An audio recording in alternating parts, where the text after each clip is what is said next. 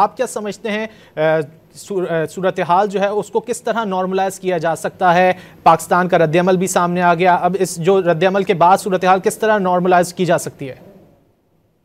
دیکھیں اب اس وقت تو بالکل پیک پر چیزیں پہنچ چکی ہیں. میرے خیال میں 15-20 سالوں میں اتنا ٹینشن کریٹ نہیں ہوا تھا. تو نارملائز تو میرے خیال میں اس میں کافی ٹائم لگے گا، کیونکہ بالکل ون سائیڈڈ جو ایک فالس فلیگ آپریشن ہوتا ہے، اور اس میں ون سائیڈڈ آپ جو انڈس واٹر ٹریٹی ہے وہ آپ اس کو سسپینڈ کر دیتے ہیں اور پھر ویزے منسوخ کر دیتے ہیں. تو وہ کل سے جتنی پیک پر یہ چیزیں چلی گئی تھی، تو آبویسلی پاکستان کی طرف سے بھی کل تقریباً واضح ہو گیا تھا کہ ٹٹ فور ٹیٹ رسپانس ہی آئے گا.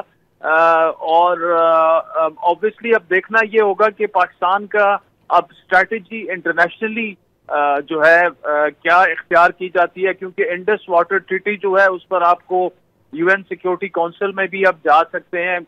انٹرنیشنل آبلیگیشنز ہیں، وہ ون سائیڈڈ جو ہے وہ انڈیا اس کو ختم نہیں کر سکتا.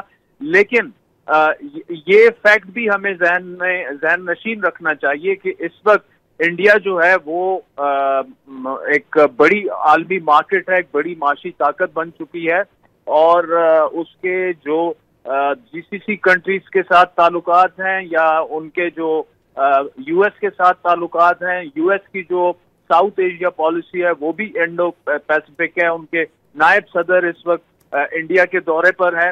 تو ان ساری چیزوں کو مد نظر رکھتے ہوئے پاکستان کے جو دوست ممالک ہیں ان کے ساتھ مل کر ہی ایک اسٹریٹجی ایسی بنانی ہوگی کہ ریلیشن نارملائز کرنے سے پہلے جو آپ کے ساتھ ہو چکا ہے، کیونکہ پانی کی جو جنگ ہے یہ تو بالکل ایک جو آبی جنگ انڈیا نے آپ کے ساتھ شروع کر دی ہے، تو اس کے آبویسلی امپیکٹ جو ہے وہ بڑا ڈیڈلی ثابت ہو سکتا ہے پاکستان کے لیے. آلریڈی پانی کی کمی ہے. دیکھیں صرف انڈس میں پچھلے 100 سالوں میں انڈس کی تاریخ میں سب سے کم پانی اس دفعہ آیا ہے، اور یہ جو ساری چیزیں ہیں یہ کافی کنسرننگ ہیں.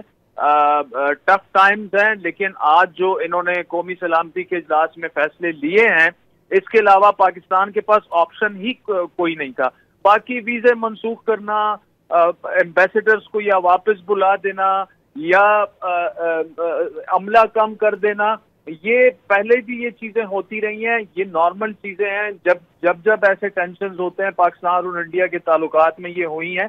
لیکن جو اس میں سگنیفیکنٹ چیز ہے وہ انڈس واٹر ٹریٹی ہے. اور دوسرا جو آج انڈین پرائم منسٹر جس طرح بولے ہیں تو ان کی ٹون جو ہے اس سے بھی ظاہر تھا کہ ان کے ارادے آگے کیا ہیں. تو اگلے 24 سے 48 گھنٹوں میں ہم نے دیکھا، اس سے پہلے پلوامہ واقعے کے بعد بھی انہوں نے فالس فلیگ آپریشنز اور وہ کیے، جس کے لیے آبویسلی ہماری مسلح افواج تو بالکل تیار ہیں. لیکن ایک ایسے ٹائم میں جب پاکستان اکنامک سٹیبلٹی کی طرف ابھی سفر شروع ہوا ہے، تو یہ ٹینشن جو ہے یہ ہماری اکانومی کے لیے بھی نہیں ہے ٹھیک، اور ادروائز بھی نہیں ہے ٹھیک. تو ان آئیڈیل ورلڈ آبویسلی آپ نیبرز تبدیل نہیں کر سکتے. نیبرز کے درمیان اچھے تعلقات جو ہیں وہ انڈیا کے لیے بھی بہتر ہیں، پاکستان کے لیے بھی بہتر ہیں.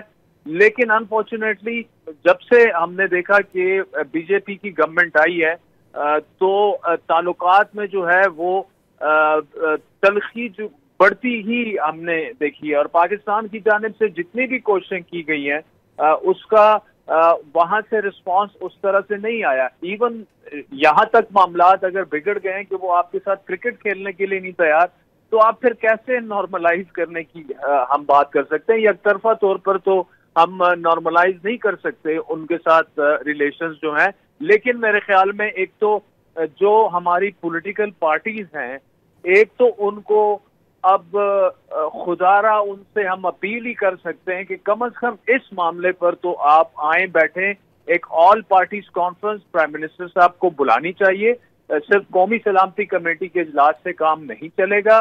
جس طرح آج ابھی دیکھیں انڈیا میں آل پارٹیز کانفرنس ہے، کانگریس نے اپنا الگ سے اعلامیہ جاری کیا ہے، بی جے پی نے تو آبویسلی جو ان کے پرائم منسٹر نے آج اسپیچ کی ہے وہ تقریباً ساری ان کی پولیٹیکل پارٹیز جو ہیں وہ ایک پیج پر ہیں. یہاں پر اب دیکھیں تحریک انصاف کے کچھ رہنماؤں نے آج غیر ذمہ دارانہ بیانات دیے. کچھ نے کہا ہے کہ بالکل ہم افواج پاکستان کے ساتھ کھڑے ہیں اور ایک ہی اسٹریٹجی ہونی چاہیے.